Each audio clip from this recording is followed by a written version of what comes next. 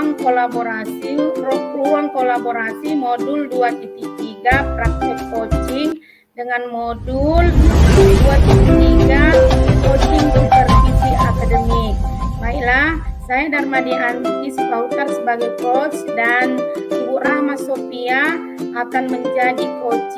Apakah Ibu telah siap? Siap, Bu. Ya. Assalamualaikum Bu Rahma, apa kabarnya hari ini? Waalaikumsalam Bu Dharma, alhamdulillah saya sehat-sehat walaupun sedikit ada rasa gimana gitu menghadapi murid-murid saya, tapi alhamdulillah saya sehat Ibu. Ya, mudah-mudahan Ibu tetap sehat. Sesuai janji kita semalam, kita akan bincang-bincang pada hari ini kira-kira apa yang bisa saya bantu Ibu Rahma. Terima kasih Bu sudah meluangkan waktunya untuk saya ya Bu. Terima kasih, alhamdulillah sudah bisa bertemu dengan Ibu di sini. Saya mau curhat tentang anak-anak saya, masalah anak-anak saya di kelas saya Bu, di kelas 9. Ada yang mau saya curhatkan gitu Bu.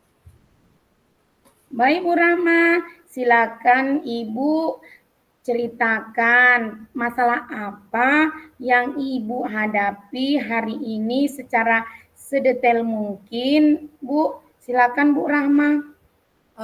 Begini kan Bu, saya kan mengajar di kelas 9 ini kan. Kebetulan saya ngajarnya di kelas 9 unggulan.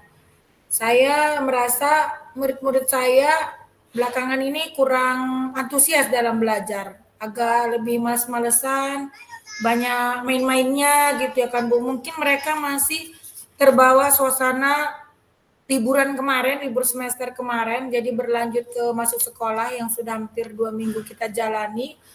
Mereka banyak bermainnya, tidak fokus belajar, kurang mau belajar.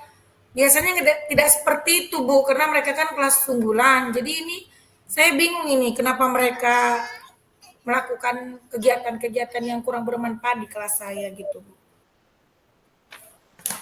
Oh, sekarang Ibu yang menjadi masalah Ibu membuat pusing itu, Ibu merasa anak di kelas 9 Ibu itu minat belajarnya menjadi merosot dikarenakan baru selesai liburan. Jadi mengakibatkan pembelajaran itu tidak fokus, lebih banyak bermain, sehingga Ibu merasa pembelajaran itu agak susah dimulai. Seperti itu Ibu. Iya, benar sekali Bu. Banyak-banyak mainnya gitu Bu. Jadi tadi Ibu kan udah cerita situasi Ibu, kira-kira kondisi yang ideal lah bagi Ibu, seperti apa yang Ibu harapkan setelah nanti kita selesai melakukan coaching atau bincang-bincang ini Bu. Saya sangat berharap ya kan Bu, pada sesi coaching atau bincang-bincang ini saya menemukan solusi untuk masalah yang saya terhadap anak-anak saya ini, dan saya ingin fokus mencari solusinya Bu, begitu Bu. Iya Bu, harapan yang sangat baik Bu itu, yang Ibu harapkan itu. Iya Bu, saya mau mengembalikan fokus anak murid saya yang dengan memiliki kesadaran diri, mereka yang biasanya senang belajar harus lebih senang lagi belajarnya gitu Bu. Menurut Ibu Rahma, seperti apa sih siswa yang dengan keadaan fokus yang baik, kesadaran diri yang baik, dan manajemen diri yang baik, yang ideal lah menurut Ibu Rahma seperti apa? Kalau menurut saya kan Bu, murid yang memiliki fokus yang baik itu dia paham dan sadar betul bahwa dia melakukan sesuatu yang sedang dihadapinya itu dengan mindfulness, dengan penuh tanggung jawab, bahwa mereka harus bisa memanajemen dirinya juga, bahwa mereka sedang melakukan kegiatan yang berguna untuk mereka, dan mereka harus mempertanggungjawabkan hasil dari pekerjaan mereka, dan mereka harus benar-benar melakukannya dengan bahagia seperti itu Bu. Kalau itu menurut saya, fokusnya menurut saya. Saya setuju Bu, yang seperti pandangan yang Ibu Rahma katakan tadi. Kondisi ideal siswa-siswa Ibu yang Ibu Rahma harapkan itu memiliki fokus yang baik, dan juga semangat belajar, melakukannya dengan kesadaran diri yang baik, manajemen diri yang baik, juga akan dilakukan siswa-siswi Ibu. Ya kan, Bu? Saya sudah melakukannya semuanya, bukan, tapi selama ini, selama saya melakukan kegiatan tersebut, saya merasa anak-anak saya masih belum melakukan perubahan, Bu, gitu.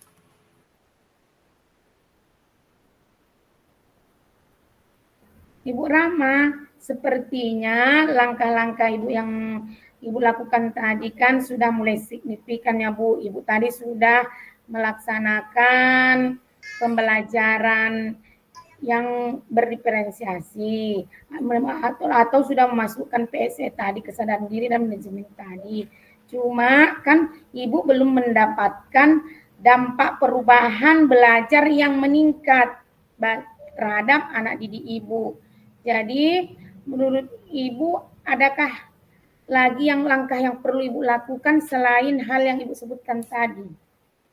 Mungkin saya akan sering melakukan kegiatan ice breaking atau lebih memberikan motivasi kepada anak-anak saya, melakukan pembelajaran berdiferensiasi karena saya bisa menemukan bakat dan minat anak-anak saya dalam belajar. Lalu saya bisa melakukannya dengan hal yang mereka sukai. Kalau menurut Ibu, saya sudah bisa ya Bu ya melakukan pembelajaran sosial emosional tadi ya Bu? Ya, menurut saya sudah Ibu terapkan pembelajaran sosial emosional itu. Mungkin ada lagi yang ingin Ibu lakukan di kelas dalam pembelajaran sosial emosional itu, Bu, gitu. Kalau menurut saya Bu, saya harus menyiapkan metode-metode atau model-model pembelajaran yang baru, yang lebih bervariasi, yang lebih disukai anak-anak, atau saya menanyakan kepada mereka apa pembelajaran yang mereka sukai, apa pembelajaran yang mereka inginkan sesuai dengan apa diagnostik saya, hasil penelitian diagnostik saya yang saya kembangkan di kelas saya melalui pembelajaran berdiferensiasi berbentuk konten atau berbentuk proses yang saya bisa mengelompokkan anak saya sesuai dengan minat bakatnya. Kalau misalnya dia kinestetik, saya buat dia bermain dengan bakatnya sendiri, atau saya buat dengan audio, saya buat gambar atau video-video. Terus mungkin saya bisa membuat materi-materi baru yang kalau bahasa anak sekarang yang zaman now gitu ya Bu ya. Jadi mereka apa namanya itu merasa diikuti zamannya, merasa diikuti kemajuan mereka dengan video-video pembelajaran terbaru yang bisa saya ambil dari sosial media, dari um, berbagai macam aplikasi mungkin itu akan saya apakan berikan kepada anak-anak saya. Wah, bagus sekali loh Bu Rahma yang sudah Ibu lakukan. Ibu sudah melakukan beberapa alternatif tadi kan, melakukan ice breaking, games-games pembelajaran menarik di pembelajaran Ibu. Kemudian Ibu melakukan atau mengintegrasikan PSE di setiap jam pelajaran Ibu. Kemudian Ibu juga akan menyiapkan metode dan model-model pembelajaran yang bervariasi sesuai dengan bakat murid Ibu.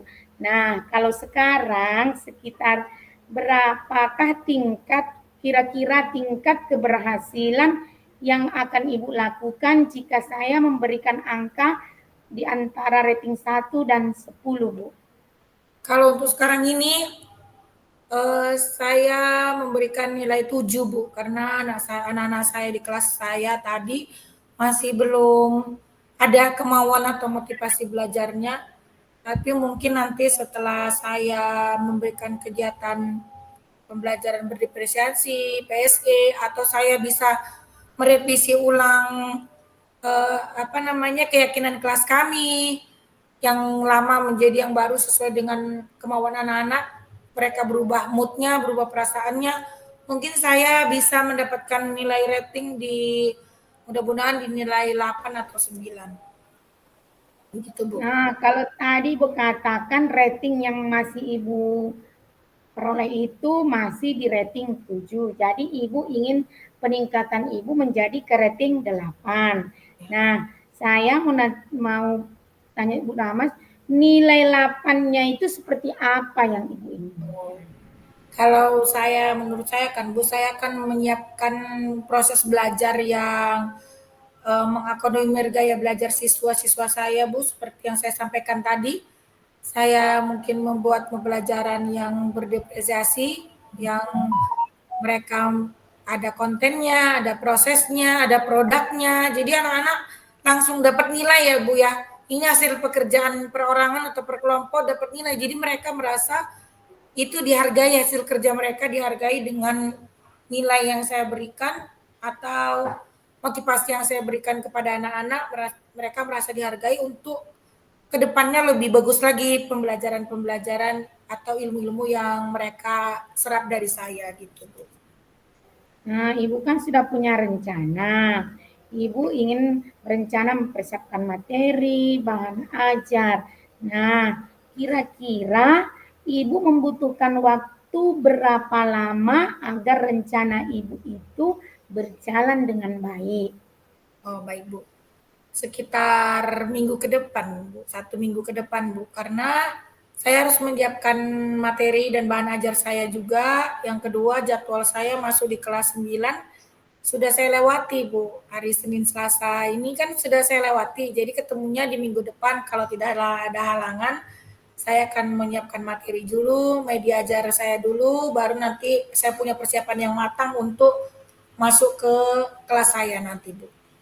Nah, sekarang kan Bu Rahma Sofia, Ibu sudah mempersiapkan diri Ibu sendiri, diri pribadi Ibu sendiri. Adakah dukungan dari pihak lain yang Ibu butuhkan agar rencana yang Ibu tetapkan itu berjalan dengan lancar dan baik? Baik Bu, kalau secara pribadi saya sendiri harus mendukung diri saya ya Bu ya, karena yang menyemangati diri kita ya harus kita duluan ya Bu ya. Jadi saya butuh dari dukungan dari diri saya sendiri. Yang kedua dari murid-murid saya yang menerima pembelajaran dari saya, yang saya juga menerima banyak masukan dari mereka. Yang kedua saya butuh dukungan dari kepala sekolah, karena izin kepala sekolah juga diperlukan dalam kegiatan pembelajaran. Yang berikutnya saya butuh dukungan dari guru BK, bimbingan konseling, karena mereka akan memberikan masukan-masukan positif kepada anak saya. Lalu rekan-rekan sejawat, jadi rekan sejawat ini kadang penting, kadang kita mengevaluasi kondisi murid kita dengan bertanya kepada rekan sejawat kita ya Bu ya.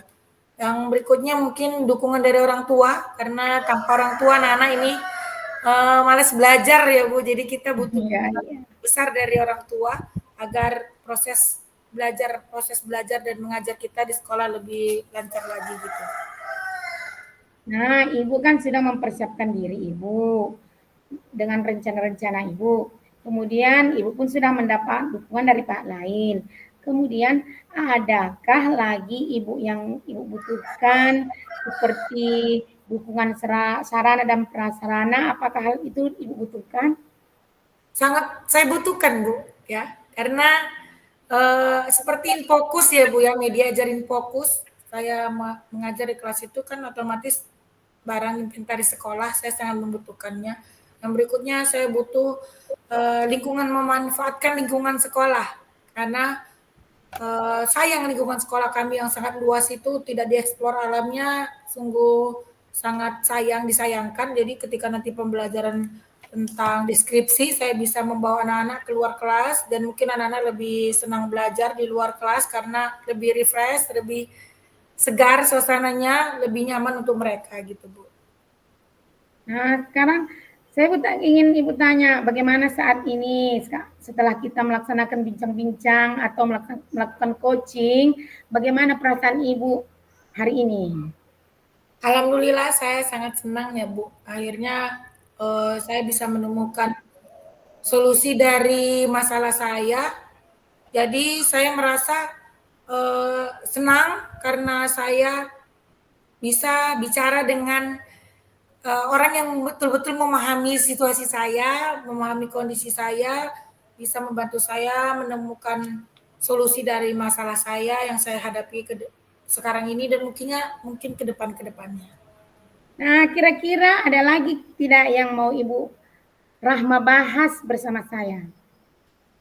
Saya rasa hari ini cukup dulu Bu, tapi bolehlah ya nanti lain kali saya hubungi Bu untuk curhat-curhat lain yang mungkin saya tidak menemukan solusi dari permasalahan saya. Saya boleh hubungi Ibu, mana tahu Ibu bisa bantu saya untuk kedepannya bagaimana saya menemukan masalah-masalah saya, bagaimana saya menghadapi siswa-siswa saya yang di usia remajanya sangat bervariasi Bu ya, sangat apa namanya itu mentalnya, sikapnya bervariasi karena menginjak masa remaja. Jadi saya butuh orang-orang yang bisa mensupport sistem saya untuk lebih memahami siswa-siswa saya yang di remaja, yang labil di masa remajanya itu begitu Bu.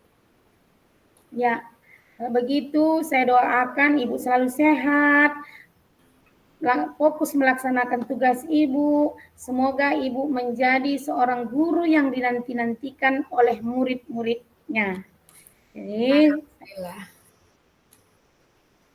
Saya kira itu doa yang sangat baik untuk saya. Saya juga berharap, kita semua berharap bahwa kita adalah guru-guru yang belum datang udah dicari ya kan Bu?